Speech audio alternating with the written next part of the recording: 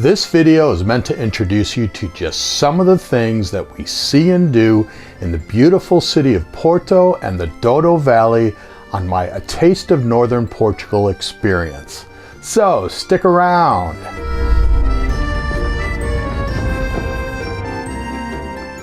I'm often asked what my favorite city is, and without a doubt, Porto is high on that list. After Lisbon, it's probably Portugal's second most popular city, and there's no shortage of reasons why. On my A Taste of Northern Portugal experience, we stay in a wonderful boutique hotel that's perfectly located and central to it all.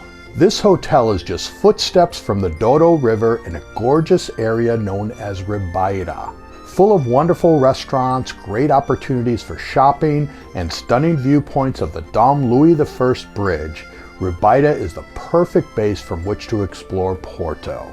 This magical city's most obvious landmark is a double-deck metal arch bridge that spans the Douro River between Porto and Vila Nova de Gaia.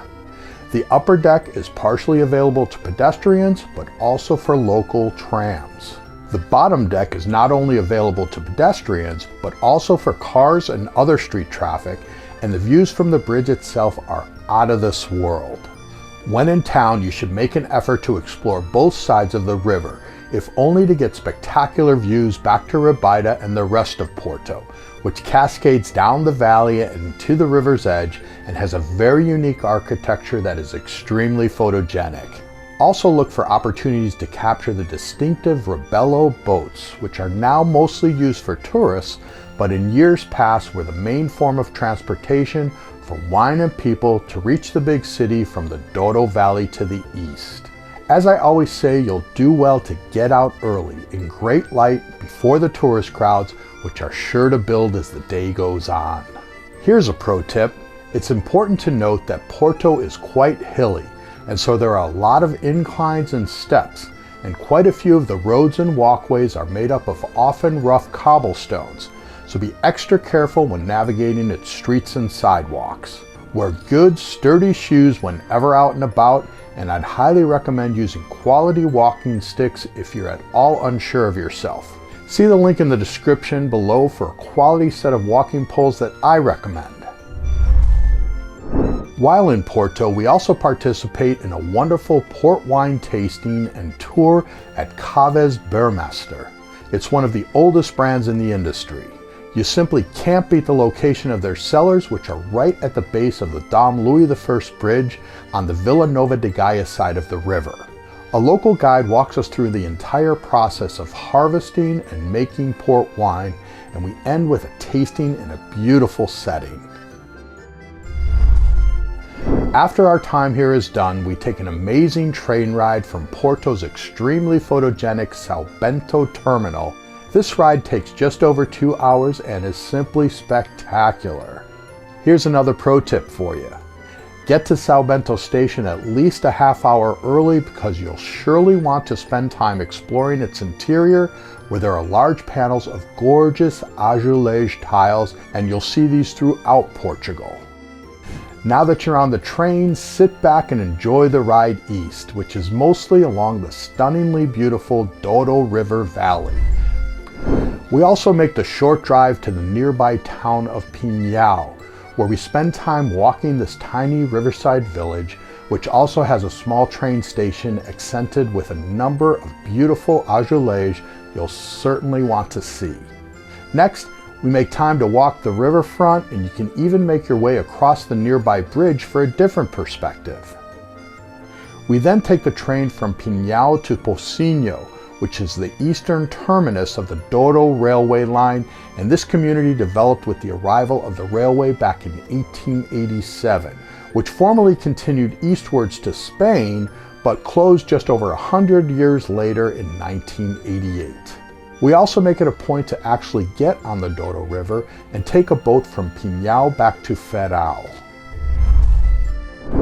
Sonia, our local guide, has been working at Quinta de Erva Moira Ramos Pinto for over 25 years, and her enthusiasm for her job hasn't diminished a bit, even after all that time. We enjoyed a visit to the Sitio de Erva Moida Museum in the heart of the Valle de Coa Archaeological Park, which was inaugurated in 1997. This was an unexpected bonus to our visit, and there are explanations of the history of the property, including a display of maps, old tools, and other agricultural implements, plus an interesting collection of the vineyard's past production of wine.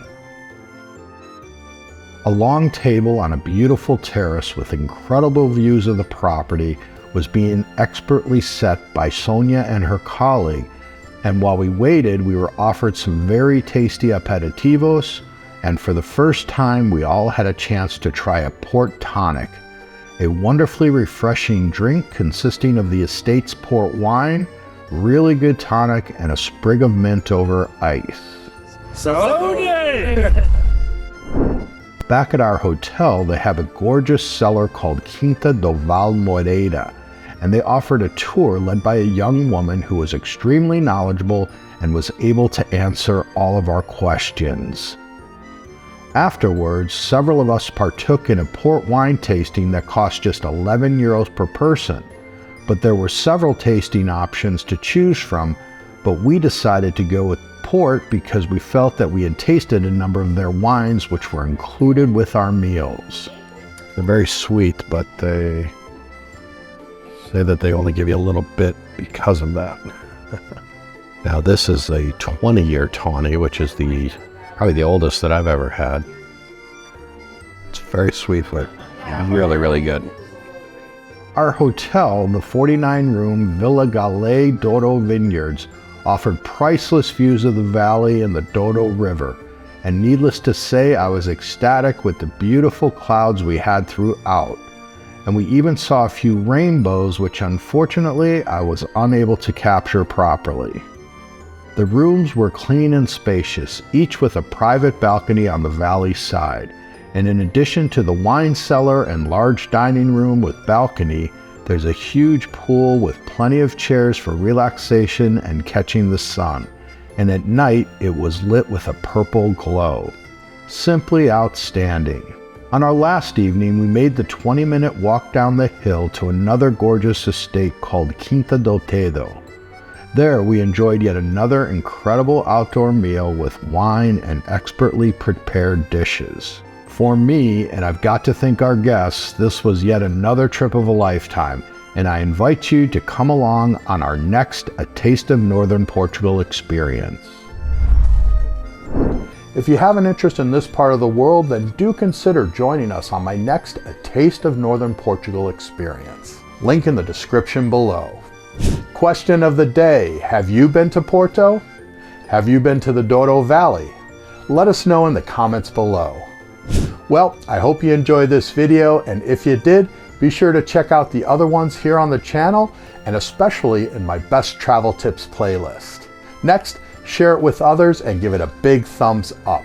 Finally, be sure to check out my latest physical books on Amazon. They make great gifts. And head on over to the continentaldrifter.co website for more travel and photography tips and to get your free download. And remember, drifters, life's too short not to travel.